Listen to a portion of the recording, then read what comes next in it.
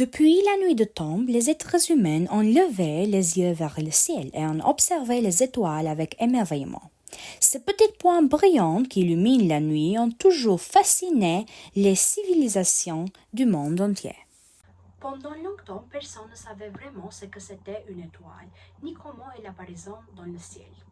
On pensait qu'elles avaient toujours été là, mais au fil des siècles, grâce à la curiosité humaine et au progrès de la science, cette vision a commencé à changer.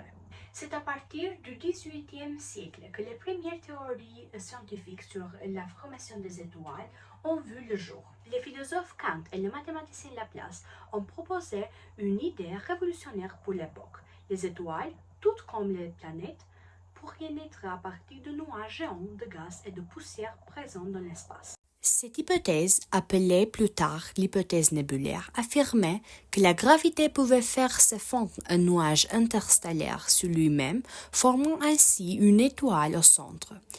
Avec l'arrivée de télescopes puissants posés sur Terre et même envoyés dans l'espace, les astronomes ont commencé à découvrir des choses extraordinaires. Ils ont observé dans notre galaxie la Voie lactée des gigantiques nuages sombres que l'on appelait des nuages moléculaires. Ces nuages sont faits principalement d'hydrogène et de poussière. Lorsque le nuage devient trop dense, la force de gravité l'emporte sous la pression interne et le nuage commence à s'effondrer.